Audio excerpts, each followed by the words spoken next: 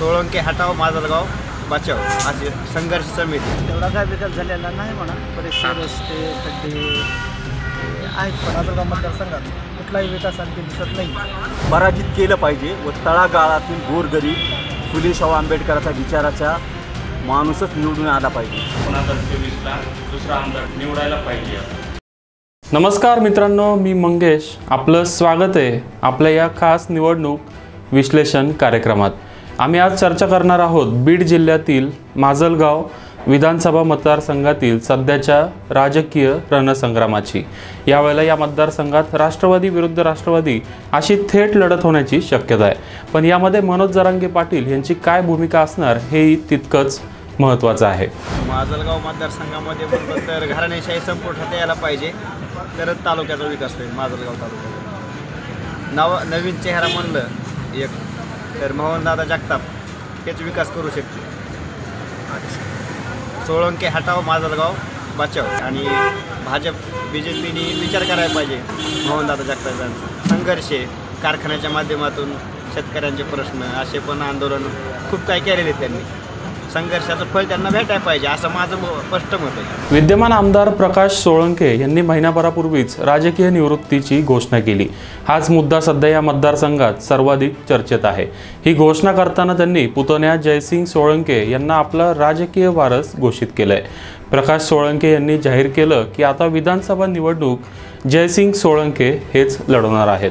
मागील 35 वर्षापासून या मतदारसंघात वर्चस्व राखलेले प्रकाश सोळंके यांनी कार्यकर्त्यांना जयसिंग यांना साथ देण्याचं आव्हान देखील केलं. राष्ट्रवादी काँग्रेसच्या फुटीनंतर प्रकाश सोळंके अजित पवार गटात सामील झाले. त्यामुळे जयसिंग सोळंके हे महायुतीचे संभाव्य उमेदवार असू शकतात. मात्र त्यांना राष्ट्रवादी काँग्रेसच्या अजित पवार गटातील अशोक डग यांच्याशी तिकीट मिळवण्यासाठी जोरदार स्पर्धा करावी लागणार आहे.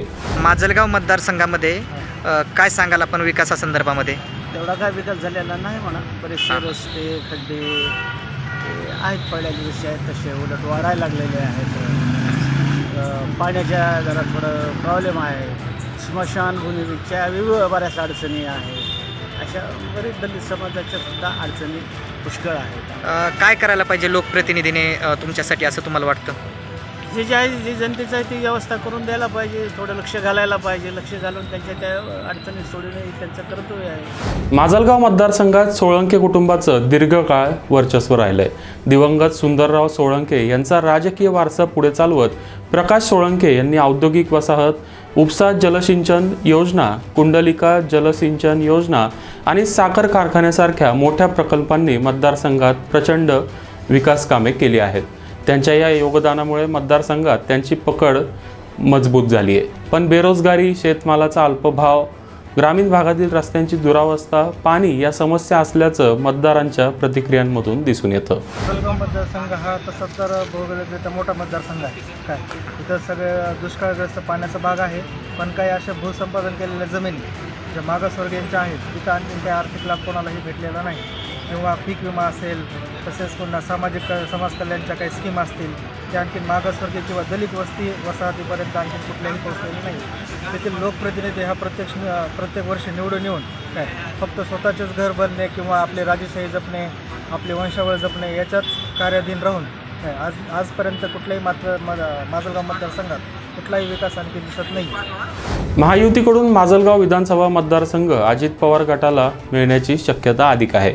त्यामुळे जयसिंग सोळंके यांनी महायुतीकडून उमेदवारी मिळावी यासाठी तयारी चालू केली आहे. मात्र राष्ट्रवादी अजित पवार गटाचे अशोक डग देखील इथून इच्छुक आहेत.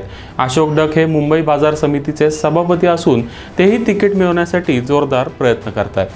माजलगाव मतदारसंघातील जे निवडणुका होणार आहेत तर तिथे माजलगावच्या जनतेने घराणेशाहीचा उमेदवार, मग कोणत्या तो पक्षाचा असेल, कोणत्या आडनावाचा असेल, घराणेशाहीच्या उमेदवाराला पराजित केलं पाहिजे व तळागाळातील गोरगरीब फुले शाहू आंबेडकरांच्या विचाराचा माणूसच निवडून आला पाहिजे. कारण या भारतामध्ये पिढ्या घराणेशाहीचे लोक सत्ता भोगत आलेले आहेत. भोगा नका पण ते तळागाळातील लोकांचे 18 पगड जातीतील दलित लोकांचे कामं वगैरे कसल्याही प्रकारचे करत नाहीत. त्यामुळे हे असले उमेदवार माजलगावच्या जनतेने दिले नाही पाहिजे. तर माझी कळकळीची विनंती की फुले शाहू आंबेडकरांच्या विचाराला लीड करणारा व तळागाळातील गोरगरीब दलित लोकांचे प्रश्न सोडवणारा व त्यांना वर आणणारा व त्यांचे आर्थिक ग्राफ वाढवणाऱ्या व्यक्तीला त्यांनी विजयी करावं ही माझी कळकळीची मनातून आणि जो संविधानाला मजबूती प्रदान करेल, संविधानाच्या फेवरने बोलेल, संविधानाच्या बाजूने राहील अशा लोकांनाच तिथून या माजलगावच्या सुज्ञ जनतेने विजयी करावं. भाजपकडून रमेश आडसकर आणि मोहन जगताप हे माजलगाव मतदारसंघातून निवडणूक लढवण्यासाठी इच्छुक आहेत. गेल्या विधानसभा निवडणुकीत प्रकाश सोळंके यांनी रमेश आडसकरांचा 12,890 मतांनी पराभव केला होता. त्यामुळे यावेळेला भाजप देखील जास्त जोमाने तयारी करते. माजलगाव मतदारसंघामध्ये आपण बघत असताना आतापर्यंत दलितावर खूप अत्याचार होतो आणि ह्या अत्याचारावर बोलायला कोणीही तयार नाही. माजलगावचे विद्यमान आमदार जे आहेत ते सुद्धा बोलायला तयार नाही. त्याच्यामुळे 2024ला दुसरा आमदार निवडायला पाहिजे. महाविकास आघाडीचं लक्ष सुद्धा या मतदारसंघावर नक्कीच आहे. राष्ट्रवादीच्या शरद पवार गटाकडून माजी आमदार राधाकृष्ण होके पाटील, नारायण डक, गंगाभिषण थावरे, डॉक्टर सुरेश साबळे आणि डॉक्टर अशोक थोरात यांच्याकडून उमेदवारीसाठी प्रयत्न चालू आहेत. लोकसभा निवडणुकीत शरद पवार गटाचे बजरंग सोनवणे यांना चांगलं यश मिळालं होतं. त्यामुळे महाविकास आघाडी या मतदारसंघात जोरदार लढत देण्यासाठी तयार आहे. काय माजलगाव मतदारसंघात विकास झाला असं आपल्याला वाटतं का? नाही, मी माजलगाव मतदारसंघामध्ये जातो ना, आपल्या तिकडं गावं बी आहेत, तर विकास जास्त झाला नाही त्या साईड. जितकं व्हायचं तितकं झालं नाही. रस्ते नाही, कुठं कुठं रस्ते झाले, कुठं कुठं नाही झाले. जे गावात रस्ते पाहिजे ते गावात रस्ते झाले नाही.